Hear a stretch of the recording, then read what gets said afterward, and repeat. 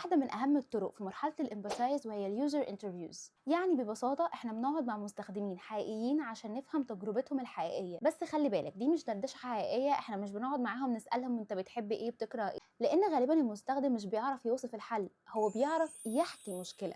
طيب لما اجي اعمل انترفيوز انا بسال المستخدم ايه او بسال اليوزر بقول له ايه؟ بدل ما تقول له انت التطبيق ده او الابلكيشن ده تحب يكون فيه ايه، اساله اخر مره استخدمت التطبيق ده كان امتى، عملت ايه لما انت استخدمت الابلكيشن ده، بس خطوه بخطوه. اقعد احكي لي كده لما بتفتح الابلكيشن ده ايه البروسيس اللي انت بتمشي فيها، ايه المشكله اللي واجهتك وانت بتستخدم الابلكيشن، ايه اللي كان صعب، ايه اللي كان سهل، ايه اللي حسيت ان الاكسبيرينس فيه سهله جدا، ايه اللي حسيته معاك اللي هو لا ده مش احسن حاجه، ايه اللي ضايقك، طب المشكله اللي واجهتك دي انت حاولت تحلها ازاي.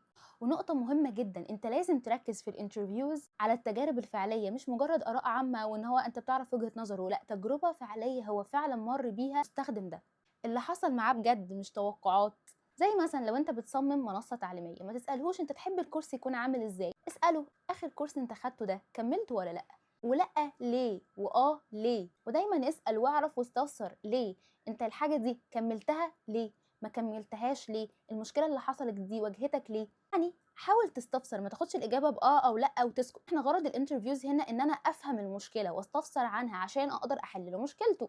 ولسه مكملين في الحلقات الجايه عن مرحله الامباثايز، ودي انا بسنت علي يو اي يو اكس ديزاينر، ودي كانت الحلقه السابعه من سلسله يو اكس بالمصري. ولو ما شفتش الحلقات اللي فاتت ارجع شوفها واستنى الحلقات الجايه.